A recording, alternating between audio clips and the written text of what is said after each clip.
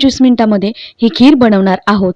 खीर कशी बनवायची, बनवली कशी, त्यासाठी व्हिडिओ शेवटपर्यंत बघा आणि व्हिडिओ जरी आवडला तर व्हिडिओला लाईक जरूर करा। तर इथं घेतलेली आहे 1 वाटी खीर। ही खीर मी तयार खीर घेतलेली आहे, मार्केटमध्ये तुम्हाला तयार खीर ऑलरेडी मिळते। इथे 1 वाटी खीर घेतली, कुकरच्या डब्यामध्ये घातली, हिला व्यवस्थित असं स्वच्छ 2 ते 3 पाण्याने धुवून घेतलं। आता कुकरमध्ये पाणी घालायचं। आता खीर शिजवायची म्हटल्यावर त्याला पाणी भरपूर लागतं, त्यामुळे या डब्यामध्ये भरपूर पाणी ओतायचं आणि यामध्ये घातलं 1 चमचा तूप। तूप सगळीकडे व्यवस्थित मिक्स करून घ्यायचं। तूप घातल्यानंतर अगदी किंचितभर मीठ सुद्धा घालायचं आहे यामध्ये आणि इथं कुकर घेतला आणि कुकरमध्ये सुद्धा 1.5 ते पावणे 2 ग्लास पाणी घातलं आणि आता डबा ठेवून देते। डब्यामध्ये आणखीन थोडंसं पाणी घालते, कारण खीर शिजण्यासाठी पाणी भरपूर लागतं। आता खीर शिजवताना कुकरची शिट्टी सुद्धा भरपूर करायची आहेत। जर 4 शिट्ट्यामध्ये जर तुमचा भात शिजत असेल, 5 ते 6 शिट्ट्या आपण खीर शिजवताना करून घ्यायच्या आहेत। गॅसवरती कुकर ठेवला, कुकरच्या 5 ते 6 शिट्ट्या करून घ्यायच्या। कुकरच्या शिट्ट्या करून ऑलरेडी कुकर थोडासा थंड करून घेतलेला आहे, म्हणजे आपल्याला कुकर गरम आहे पण आपल्याला कुकर उघडून त्याचं खीर शिजले का नाही पाहायचं। हे बघा, मस्त अशी खीर शिजलेली आहे, बघू शकता तुम्ही। चमच्याने दाखवते तुम्हाला, ऑलरेडी पूर्ण खीर शिजलेली आहे। ही मार्केटमधली तयार खीर घेतलेली आहे। हे बघा, मस्त अशी खीर शिजली आहे बरं का। पण खीर शिजले, पण याच्या पुढची प्रोसेस खूप महत्त्वाची आहे। आता हिला फक्त आपण शिजवून घेतलेलं आहे, याची पुढची प्रोसेस करूया आपण। कुकरमधनं डबा काढून घेतला, याला व्यवस्थित असं गरम आहे तोवरच घोटून घ्यायचं।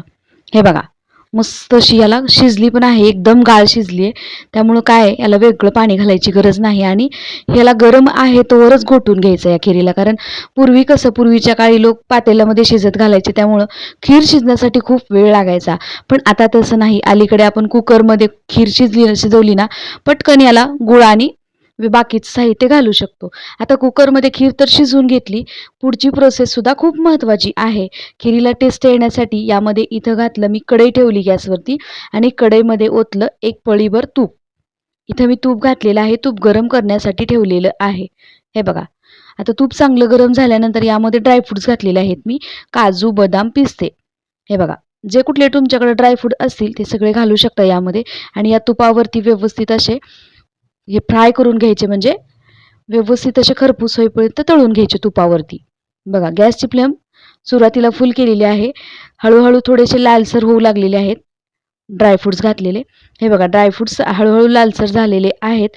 गॅसची फ्लेम आपण लोच ठेवली होती, लो फ्लेमवर आपण या ड्रायफ्रुट्सला परतून घेतलं। नंतर यामध्ये मी अर्धी वाटी खोबरं घातलेलं आहे। इथं मी वाळलेलं खोबरं वापरलेलं आहे, ओलं नारळाचा खोबरा असेल, किस असेल तर तोही वापरला तरी चालते। या तुपावरतीच आपण हा खोबऱ्याचा किस सुद्धा परतून घेतला।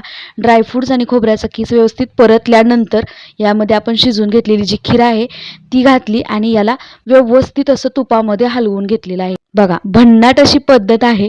या पद्धतीने जर तुम्ही खीर बनवलीत ना, अगदी सगळेजण बोटं चाटत खाणार आहेत आणि महालक्ष्मी सुद्धा अगदी प्रसन्न होणार आहे।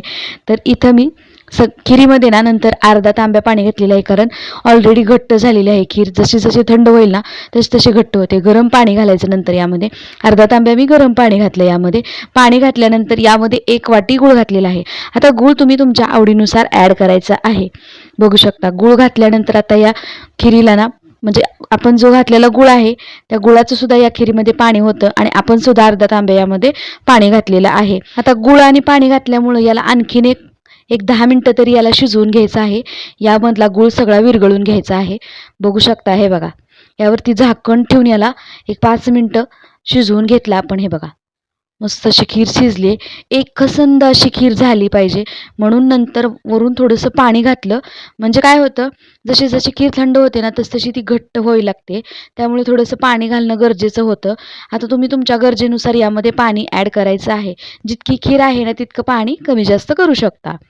गूळ घातल्यानंतर गुळाचं सुद्धा भरपूर पाणी झालेलं आहे आणि हे दोन्हीचं मिश्रण एकत्र करून खीर सुद्धा आपली एकसंध तयार होते। हे बघा, मस्त अशी खीर तयार झालेली आहे।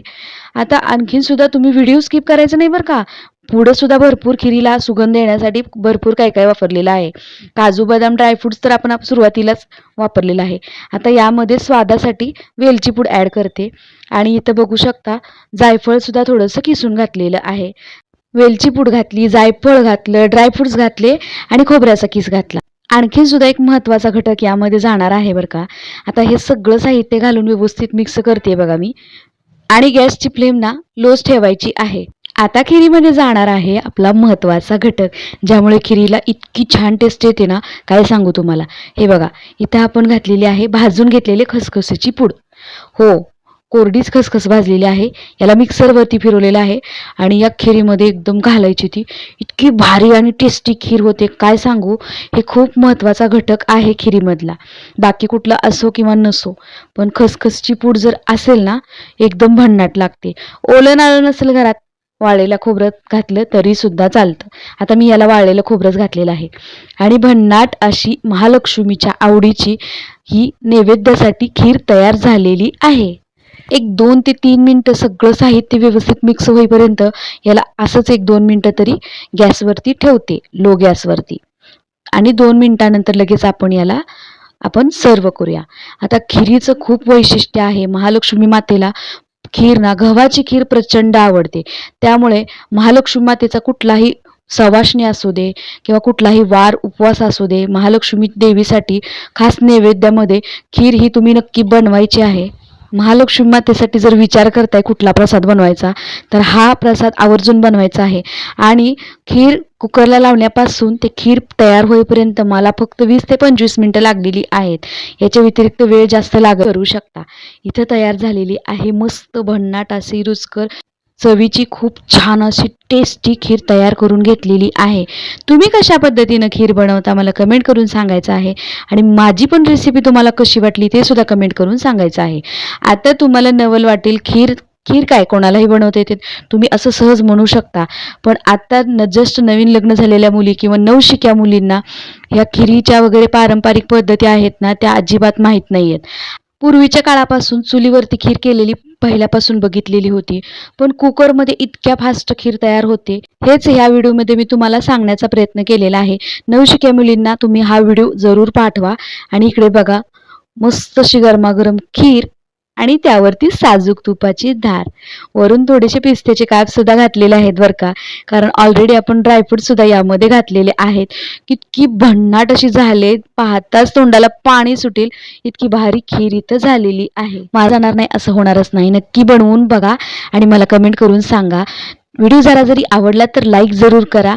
चॅनेलवर नवीन असेल तर सबस्क्राईब करा. लाईक केल्यानंतर हाईप सुद्धा करायला विसरू नका.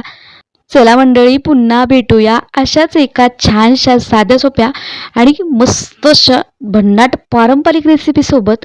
तोपर्यंत मस्त खा आणि मजेत राहा. व्हिडिओ पाहिल्याबद्दल धन्यवाद.